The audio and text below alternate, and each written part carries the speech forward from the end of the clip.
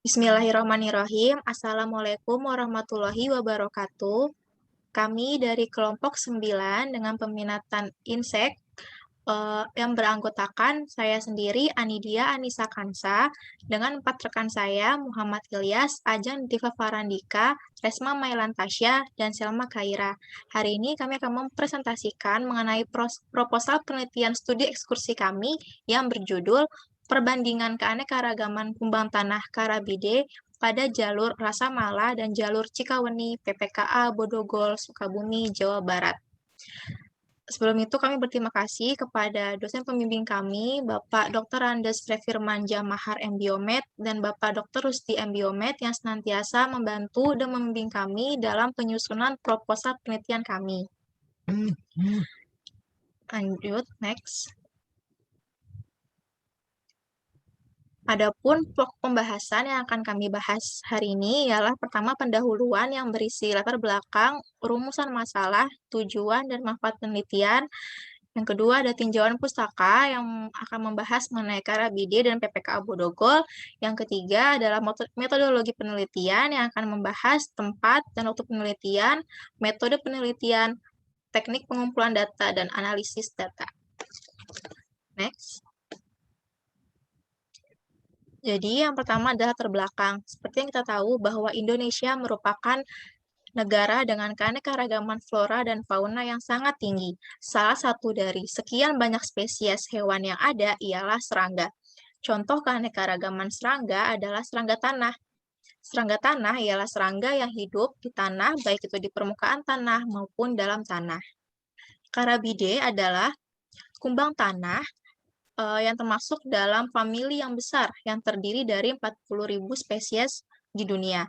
Karabide ini adalah famili kumbang tanah yang biasanya ditemukan dan melimpah di ekosistem hutan. Famili kumbang ini berperan penting dalam ekosistem hutan, terutama sebagai predator.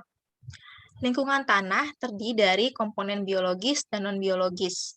Penggabungan kedua lingkungan ini akan menciptakan kawasan yang akan dijadikan sebagai habitat berbagai makhluk. Salah satunya ialah kumbang tanah. Faktor lingkungan akan mempengaruhi keanekaragaman serta persebaran dari serangga permukaan tanah. Pusat Penelitian Konservasi Alam PPKA Bodogol merupakan salah satu zona pemanfaatan dengan keanekaragaman hayati yang tinggi, baik dari segi fauna maupun floranya. Penelitian mengenai karabide di Indonesia sudah banyak dilaporkan. Di antaranya ada Rizali tahun 2002, Rahayu tahun 2020. Namun, khusus karabide di PPKA Bodogol masih sedikit penelitian yang dilaporkan. Oleh karena itu, peneliti merasa perlu untuk melakukan penelitian mengenai keanekaragaman kumbang tanah karabide di PPKA Bodogol, yaitu pada jalur Rasa Mala dan jalur Cikaweni. Lanjut.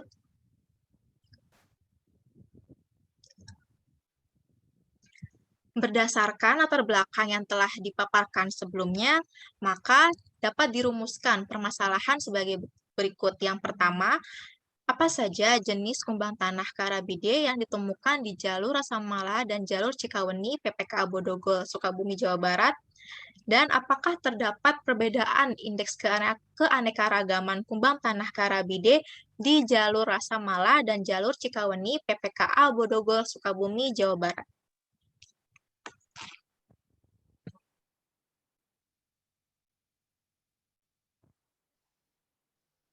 Selanjutnya, ada tujuan penelitian.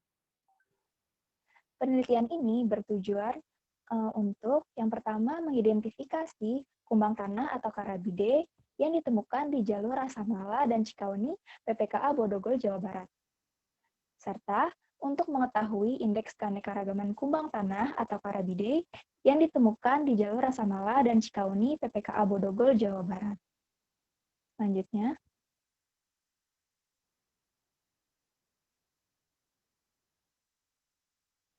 hasil dari penelitian ini diharapkan bermanfaat untuk memberikan data keanekaragaman kumbang tanah atau karabide, serta memberikan informasi mengenai jenis kumbang tanah atau karabide yang terdapat di jalur Rasa Mala dan jalur Cikaweni PPKA Bodogol, Jawa Barat. serta diharapkan juga bermanfaat sebagai sumber belajar yang dapat menambah wawasan dan pengetahuan, serta menjadi salah satu bahan acuan untuk penelitian lebih lanjut mengenai keanekaragaman kumbang tanah atau Karabide yang terletak di jalur Rasamala dan jalur Cikawani PPKA Bodogol, Jawa Barat.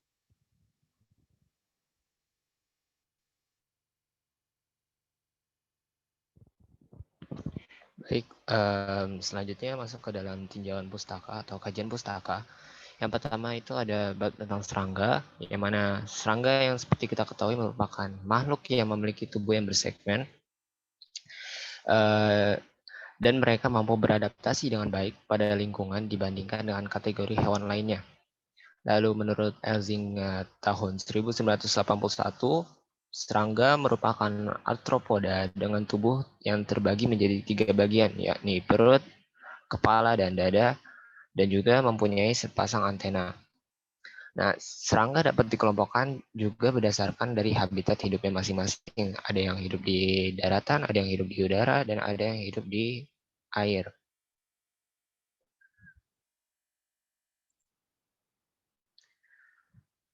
Serangga tanah atau Carabidae secara umum seperti yang sudah dijelaskan pada latar belakang merupakan hewan yang paling banyak jumlahnya ditemui. Nah, serangga tanah memegang peranan yang sangat penting dalam siklus hara karena salah satu fungsinya untuk menguraikan makanan dan mempunyai sifat pembusukan. Oleh karena itu, keberadaan serangga ini sangat berkaitan dengan lingkungan yang ditempatinya. Peranan serangga dalam ekosistem juga memiliki beberapa peranan lain seperti sebagai polinator atau parasit, predator, dan juga pengurai. Kehadiran serangga tanah ini juga berdampak positif bagi alam. Salah satunya sebagai indikator keanekaragaman hayati, kesehatan ekosistem, dan kesuburan tanah.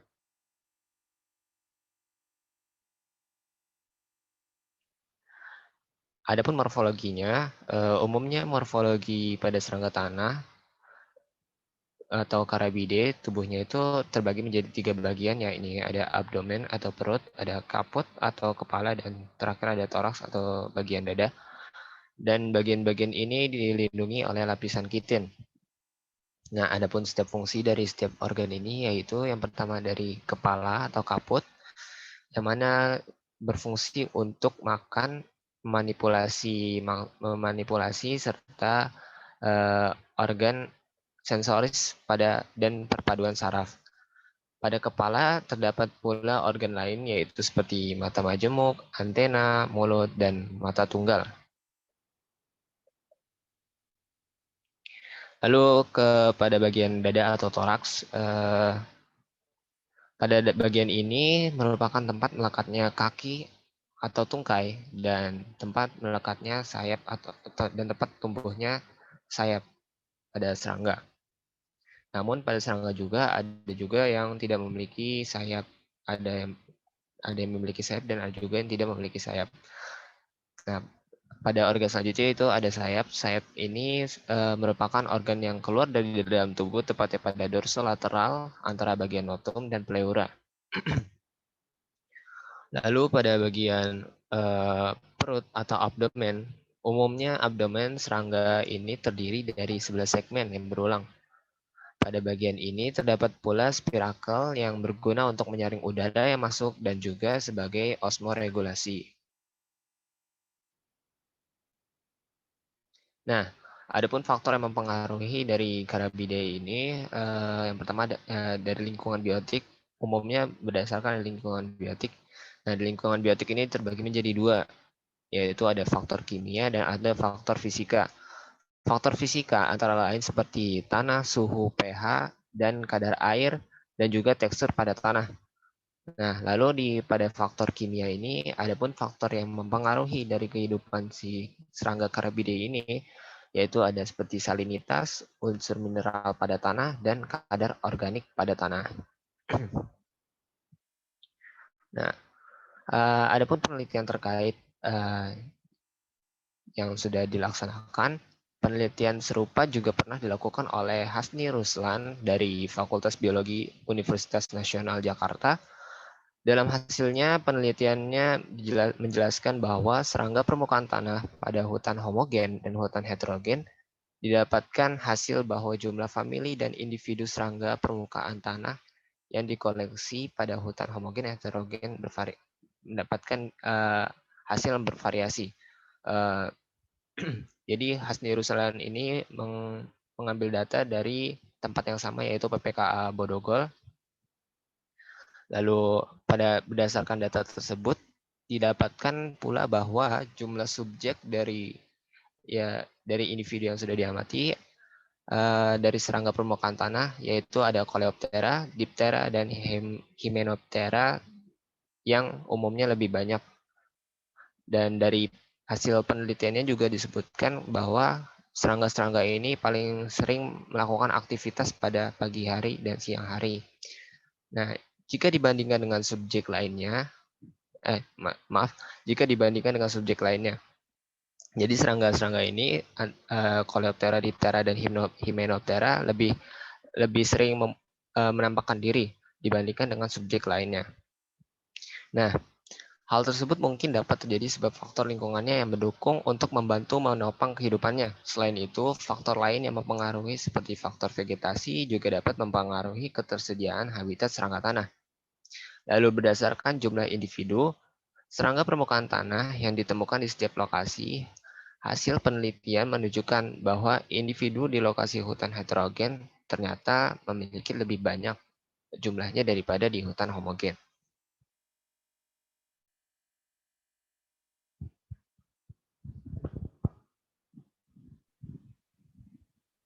Baik, selanjutnya adalah metodologi penelitian. Yang pertama ada tempat dan waktu penelitian. Jadi penelitian ini dilaksanakan di 2 jalur, yaitu di jalur Rasa Mala dan jalur Cikauni di PPKA Bodogol, Sukabumi, Jawa Barat. Waktunya yaitu pada tanggal 16 sampai 18 Juni 2021, dibagi menjadi 2 waktu penelitian, di pagi hari pukul 8 sampai 11 dan pada sore hari pukul 15.30 sampai 17. Selanjutnya,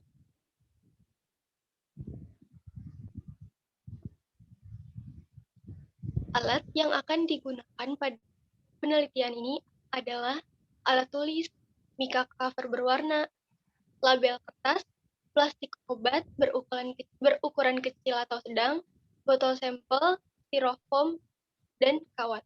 Lalu ada skop tanah, meter, hygrometer, GPS, pH meter, dan untuk bahannya itu ada larutan deterjen dengan perbandingan 1:100, lalu ada metil eugenol dan alkohol 70%. Selanjutnya, nah untuk prosedur penelitian, yang pertama menentukan lokasi pengamatan dan membuat plot pada jalur Rasa Mala dan jalur Cikauni. Penelitian ini dilakukan dengan metode survei atau pengamatan langsung di lokasi penelitian.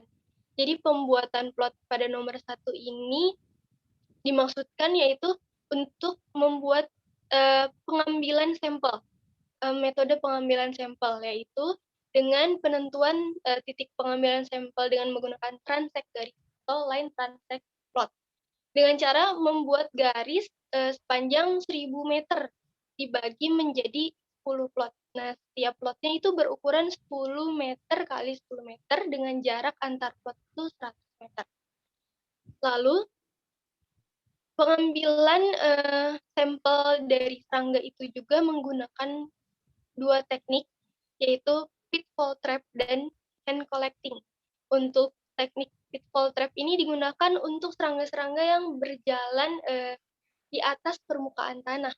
Sedangkan untuk teknik hand collecting itu digunakan untuk menangkap serangga yang berada di daun atau batang tumbuhan.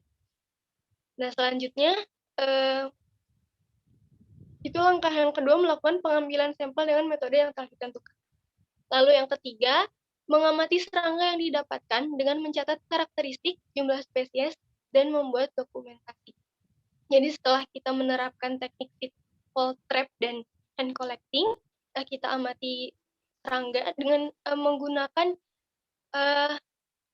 di prosedur kelima ada menggunakan buku identifikasi dan field guide, atau kita melihat karakteristik atau ciri-ciri dari serangga tersebut dan kita masukkan dengan prosedur keempat, yaitu melakukan pendataan serangga dan mengamati parameter lingkungan dalam tabulasi data. Jadi data yang nomor 3 dan nomor 4 itu dimasukkan pada tabulasi data.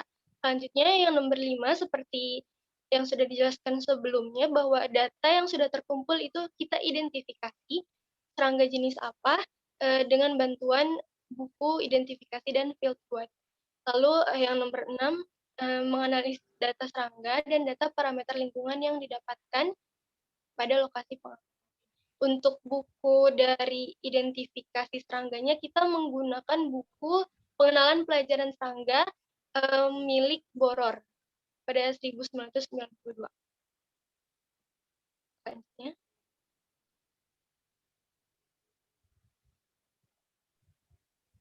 Ya, lalu selanjutnya ada teknik pengumpulan dan analisis data.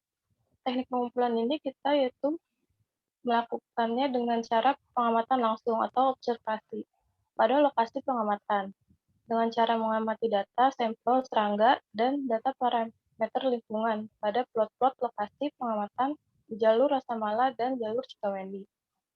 Data yang telah didapatkan dicatat dalam tabulasi data yang mencakup nama jalur pengamatan, nama spesies, jumlah spesies, suhu, titik koordinat, dan kelembapan. Next. Nah, selanjutnya dalam menganalisis data, kita menggunakan rumus indeks keanekaragaman.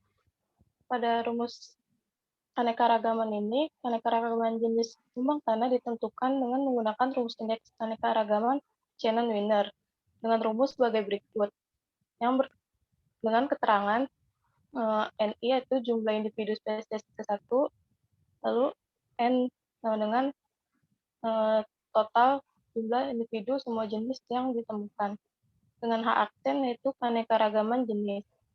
Menurut Maguran pada 1988, untuk keanekaragaman nilai indeksnya berkisar 1,5 sampai 3,5.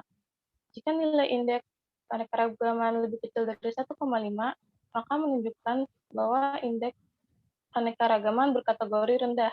Lalu untuk nilai indeks keanekaragaman 1,5 sampai dengan 3,5 berkategori sedang, dan apabila lebih besar dari 3,5 berkategori tinggi. Next. Lalu untuk selanjutnya kita menggunakan rumus indeks kemerataan. Kemerataan dari setiap jenis yang ditemukan ditentukan dengan menggunakan rumus indeks kemerataan jenis evenness.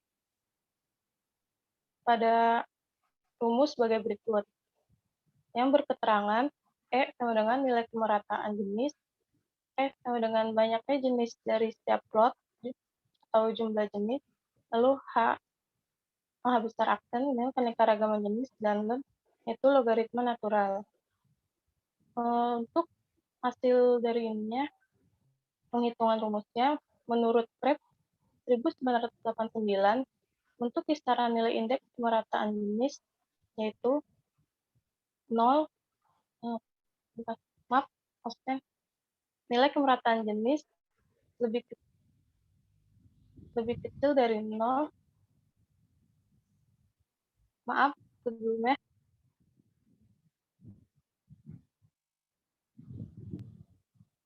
Ya, jadi menurut Prep 1989, untuk kisaran nilai indeks kemerataan jenis yaitu E di antara 0 sampai 0,4 itu kemerataan jenis rendah, lalu untuk nilai kemerataan jenis di antara 0,4 sampai 0,6 itu kemerataan jenisnya sedang, dan E lebih besar dari 0,6 kemerataan jenisnya tinggi. Next. Ya.